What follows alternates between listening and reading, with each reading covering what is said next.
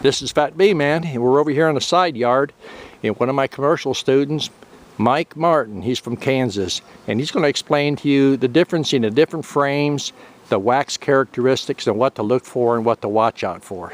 All right, well, we're going to talk a little bit about frame handling and talk about some stuff that I learned from Don. Some interesting things. You know, everybody who has bees has handled frames before, but you know, there's some neat tips that I learned from Don that kind of refined it and brought some things to the forefront of my mind, and I wanted to share them with you guys. So, a little smoke on them.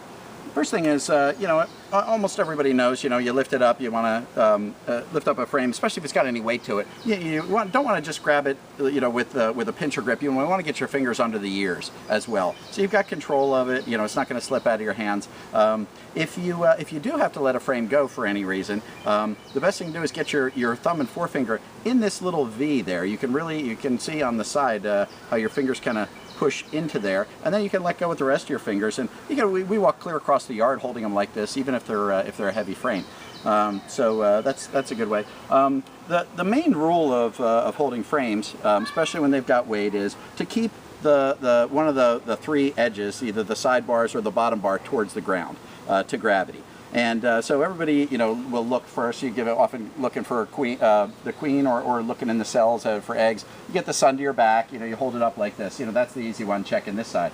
To check the back side, where the temptation is, and Don taught me this, is to tilt it like this. You know, and you know, if it's especially if it's older comb, it's dark. Fresh comb like this, very, very fragile, very flexible, melts. You know, gets very flexible with any kind of warmth. But if the comb's a little bit older, especially, you know, you might get away with this, with tilting it a bit. But if you've got a newer, to whatever extent it's newer, and to the extent that it's also heavier, especially with nectar or honey, you're really in danger of that slumping out of the frame. So the best way to see the back side is rotate it like this. Now, if you think it's pretty solid and it's well attached at the bottom, you can come vertical with it, and that's a nice way to hold it. That's an easy way to hold it. You can get right up at it and, you know, inspect, you know, find the queen, that kind of thing. But and if you need to, you can let go. Just make sure you've got your fingers in the corner there, like that. You can come around like this if you need to go. If you're grabbing something, grabbing a queen cage, you spot the queen. Now, say you're holding it like this and you're carrying it, and you want to take another look, or for some reason lift it up, or do something, you're getting ready to cut a cell. When you can put your hand against that part of the frame, but you might not be watching. You might be getting something else ready. So the thing to do is just kind of tap there might be bees right on the sidebar. So you tap this you know, pudgy part of your hand on it just lightly, and if you feel a little zzz, you know, you just ease up for a second and then just kind of go gently down on it, and then you can go up and lever it up like that. Give yourself some support, or grab the other ear, or that kind of thing.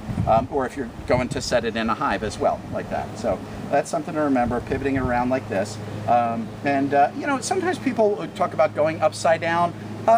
You know, okay, especially if it's older comb or lighter weight, but a little bit risky, and just be aware that the possibility of it slumping out is always there.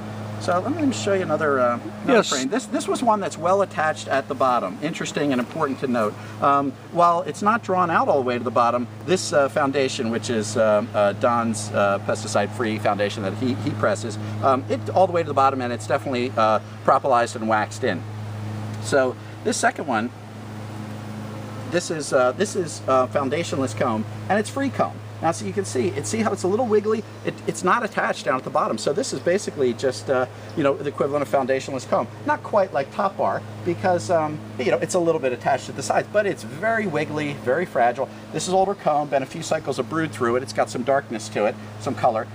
So that gives it a little more rigidity, but you know, it's all relative. You'd be very careful with this. You'd want to be with angling it. So with that, not only do we want to come around, if we're looking at the back side of it, but we don't want to go vertical, because that's going to be very floppy. I can see it's even moving, it's even wavering a quarter inch. So what you want to do in this situation is keep that long edge of the comb to gravity. You want to really keep it down. So I'm not going to go vertical with this, too risky. I'm going to keep it on an angle like that. Still the same pivot, but I'm going to keep it on an angle like that.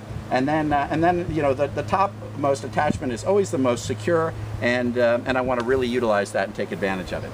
So I'm going to come back around and just be real careful not to move the frame where it's getting out of line with the comb.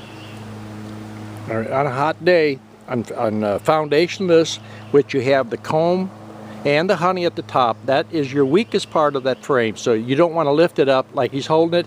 Lift it up from the bottom and then have it horizontal. The weight of that honey will fall right out. Now, you see Don handling frames and you know, experienced beekeepers, especially with lighter weight frames, you know, you're going to be times when you grab the top bar like this. And on a frame like this, it's partially drawn out, you know, that's not very heavy. It's really like a feather, a little bit of nectar in there, you know, maybe a few drone cells or something. But in that situation, only with the light frames, you can do this kind of a pivot.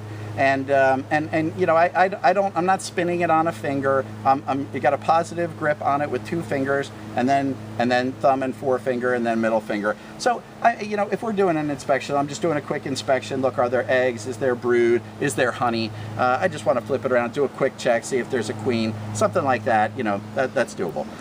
But if this was free comb, I would be leery of that. So all right, hold a piece of free comb up, which is just basically drawn from the top bar.